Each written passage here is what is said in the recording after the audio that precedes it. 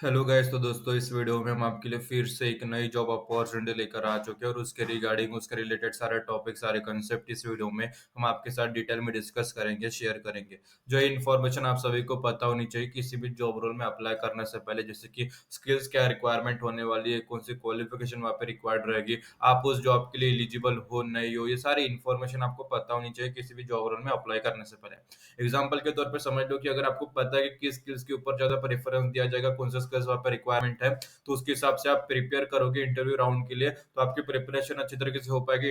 आपकी प्रिपरेशन अच्छी तरीके से हो पाएगी तो आपका इंटरव्यू राउंड क्रैक करने के जो चांसेस है और ज्यादा बढ़ जाते हैं। इसलिए सारी इन्फॉर्मेशन आपको इस में हम प्रोवाइड करेंगे, बस आपका काम है उस इन्फॉर्मेशन को समझ के सुनना, ठीक है। तो आगे बढ़ने से पहले मैं आप सभी का स्वागत करता हूँ करियर्स यूट्यूब चैनल पे।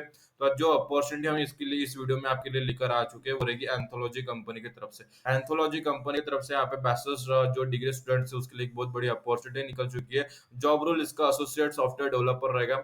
जो भी अपना करियर बनाना चाहता है एसोसिएट सॉफ्टवेयर डेवलपर में, एक आईटी डोमेन का जॉब है, बहुत बड़ी अपॉर्चुनिटी यहाँ पे एंथोलॉजी कंपनी की तरफ से देखने को मिल जाती है। उसके लिए एक बहुत बड़ी इंपॉर्टेंट वीडियो रहने वाली है, जो भी सॉफ्टवेयर डेवलपर में अपना करियर बनाना चाहते हैं। इसके लिए अच्छी तरीके से ये वीडियो पूरा समझ के सुनने की जिम्मेदारी आपकी रहेगी।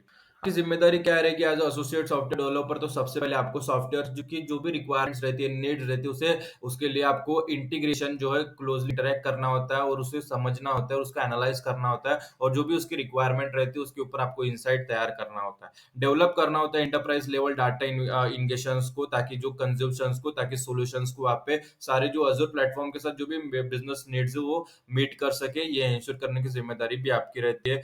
कंटिन्यूअस इंटीग्रेशन को इंप्लीमेंट करना होता है, ड्यू प्रैक्टिस के साथ आपको काम करना होता है और हमेशा जो रूट कॉजेस है, एनालिसिस है, वो कंडक्ट करना होता है ऑन इंटीग्रेशन सपोर्ट या जो इंसिडेंट्स रहते हैं। और आपको हाईली कोलैबोरेटिव इन्वायरमेंट के साथ काम करना होता है ताकि जो चैलेंजेस आते हैं टेक्निकल रिलेटेड, जो भी इश्यूज आते हैं उसे सॉल्व कर सके, बिजनेस प्रॉब्लम को आप पे सोल्यूशन प्रोवाइड कर सके। डेवलपमेंट सपोर्ट एंड असिस्टेंस वहाँ पे प्रोवाइड करना होता है for customer escalation and issues and including of our support. और you have to effectively multitask many projects, मतलब प्रोजेक्ट्स के ऊपर जो है काफी सारी जो प्रोजेक्ट एक साथ आपको असाइन किए जाएंगे तो उसके ऊपर आपको काम करने की क्षमता भी आपके पास होनी चाहिए।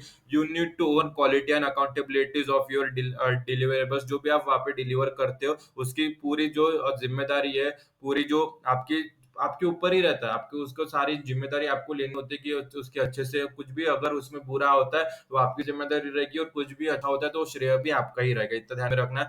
और आपको प्रायोरिटाइज करना होता है असाइनमेंट के शेड्यूल्स को, ताकि जो टीम डेडलाइंस है वो उसे मीट कर सके और गोल्स को जो कॉमन गोल्स रहते हैं उसे अचीव कर सके।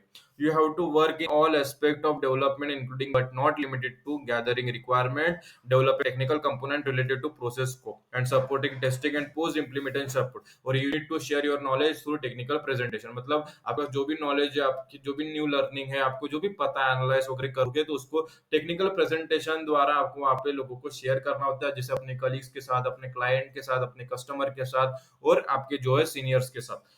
कौन कौन एलिजिबल है इस जॉब रोल के लिए? तो सबसे पहले एजुकेशन बैकग्राउंड होना चाहिए, bachelor degree of higher in computer science और रिलेटेड फील्ड। देखो, एसोसिएट सॉफ्टवेयर डेवलपर एक आईटी डोमेन है, तो आईटी डोमेन के अंतर्गत आपके पास एक आईटी बैकग्राउंड में एजुकेशन होना बहुत जरूरी है। एक्सपीरियंस की बात करें एप्लीकेशन डेवलपर, तो फ्रेशर हो तब भी एलिजिबल हो, 2 साल तक का रिलेवेंट एक्सपीरियंस रखते हो building application using C S ASP dot net MVC restful API and SQL को, तो तब भी आप इसके लिए अप्लाई कर सकते हो। फ्रेशर के एक्सपीरियंस तक सब इसके लिए एलिजिबल रहेंगे। रिक्वायर्ड स्किल्स की क्या जरूरत है? तो सबसे पहले SDLC जैसे सॉफ्टवेयर डेवलपमेंट लाइफ साइकिल के बारे में आपके पास एक्सपर्टीज नॉलेज होना बहुत जरूरी है, जैसे एचटीटीपी स्टैंडर्ड्स के बारे में, रेस्ट एपीआई डेवलपमेंट के बारे में, प्रोग्राम के बारे में और object oriented design and programming के बारे में थोड़ा नॉलेज आपके पास होना चाहिए।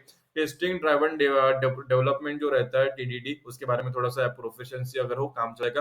कम्युनिकेशन कोलैबोरेटिव स्किल आपके पास होनी चाहिए, टेक्निकल सपोर्ट एक्सपर्टीज होगा, काम चल जाएगा। TSQL एक्सपर्टीज जैसे including ability of develop stored procedure के बारे में नॉलेज होना। कम्युनिकेशन अक्रॉस लेवल्स की जो इफेक्टिवली अच्छे तरीके से आप कर पाओगे। और प्रायोरिटाइजेशन एंड टास्क मैनेजमेंट की क्षमता आपके पास होनी चाहिए और इंग्लिश में रिटर्न एंड स्पीकिंग की एबिलिटी आपके पास होनी चाहिए। प्रेफर्ड स्किल्स की बात करें तो Microsoft dot net developer certificate अगर आपके पास हो तो प्रेफरेंस मिल जाएगा। देखो, मैंडेटरी नहीं है लेकिन ये सारी चीजें फ्रंट एंड डेवलपमेंट स्किल्स के बारे में अगर आपके पास नॉलेज है और अजाइल स्क्रम के एक्सपीरियंस अगर आपके पास हो तो एक प्रेफरेंस मिल जाता है, एक प्लस पॉइंट आपको इस रिक्रूटमेंट में देखने को मिल जाता है। वर्क लोकेशन क्या रहेगी? तो वर्क लोकेशन इसका बैंगलोर रहेगा। कैसे अप्लाई करना है एंथोलॉजी में? तो इसकी लिंक आपको इस वीडियो के डिस्क्रिप्शन में प्रोवाइड कर दी गई। जैसे आप उस पर क्लिक करोगे, ये पेज ओपन हो जाता है, सारी चीजें पढ़ लेना, समझ लेना, फिर आप नीचे स्क्रॉल करके अप्लाई लिंक पर क्लिक कर देना। जैसे आप उस पर क्लिक करना, यहाँ पे हमारे सामने ओपन होगा।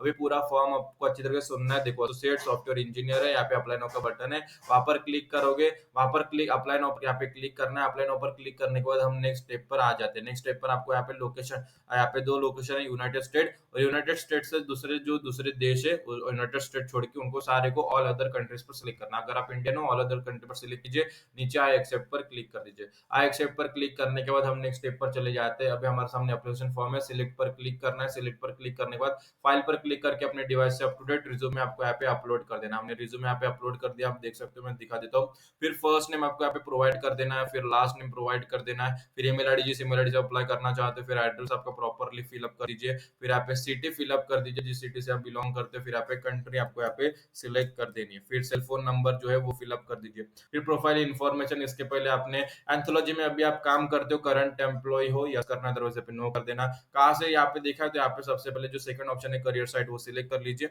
मैं दिखा देता हूँ, यहाँ पे करियर साइट ऑप्शन है, कॉन्ट्रैक्टर कन्वर्जन के ऊपर यहाँ पे करियर साइट ऑप्शन है, वो सिलेक्ट कर लीजिए। ठीक है, यहाँ से मैं दिखा देता हूँ, देखो ये सेकंड ऑप्शन है, वहां पर सिलेक्ट कर लीजिए।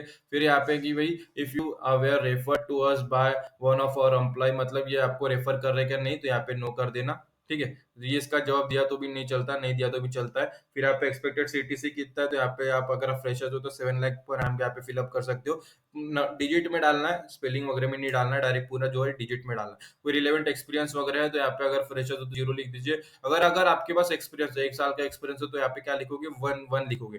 1.5 साल का एक्सपीरियंस है तो 1.5 लिखोगे। ठीक है, मतलब 1.5 साल का एक्सपीरियंस है तो 1.6 लिखोगे। ठीक है, 1.6 तो मतलब यहाँ पे देखो, inter number only in year और मंथ। ठीक है, एग्जाम्पल 3 ईयर 4 मंथ का एक्सपीरियंस है तो एग्जाम्पल के तौर पे 3.4 आपको यहाँ पे लिखना है, समझिए।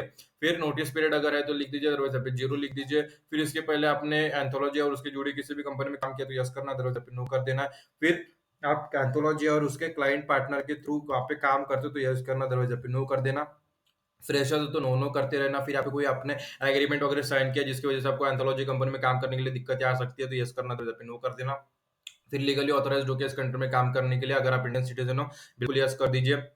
फ्यूचर या अभी आपको कोई जरूरत है स्पॉन्सरशिप की वगैरह तो यस करना, अदरवाइज पे नो कर देना। अगर आप इंडियन सिटीजन है तो आप नो कर देना। फिर आप नीचे सेंड एप्लीकेशन पर टिक कर देना। जैसे आप सेंड एप्लीकेशन पर टिक करोगे तो अभी हम यहाँ पे सेंड एप्लीकेशन पर क्लिक किया, फिर अभी हम यहाँ पे सिलेक्ट वेरिफिकेशन आता है तो यहाँ पे क्रॉस वॉक हमें सिलेक्ट कर देना, यहाँ पे जेब्रा क्रॉसिंग, फिर यहाँ पे वेरीफाई कर देना। जैसे हम वेरीफाई करेंगे बहुत सारे आ जाते हैं, यहाँ पे मोटरसाइकिल्स वगैरह यहाँ पे सिलेक्ट करना होता है, 2 3 4 5 आते हैं।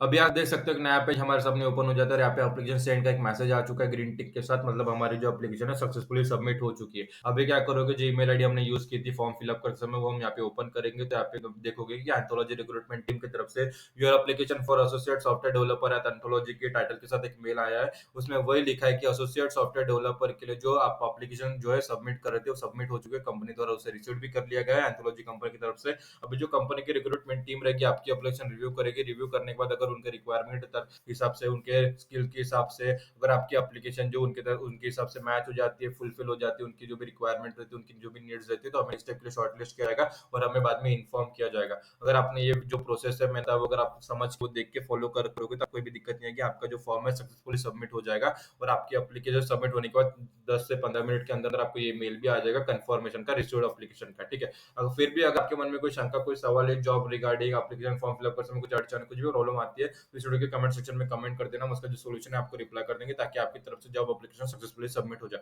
और अपने दोस्तों के वीडियो शेयर कीजिए जिन्हें जॉब की जरूरत है, जिन्हें जॉब की तलाश है। अगर आप अपनी तरफ आई अपॉर्चुनिटी उनके साथ शेयर करोगे तो उनकी तरफ आई अपॉर्चुनिटीज आपके साथ जरूर शेयर करेंगे। तो आज की वीडियो में इतना ही, फिर मिलेंगे अगली वीडियो में फिर नई जॉब अपॉर्चुनिटीज के साथ। तब तक स्टे ट्यून्ड। और वीडियो आप सभी ने पूरा देखा इसलिए आप सभी का तहे दिल से धन्यवाद।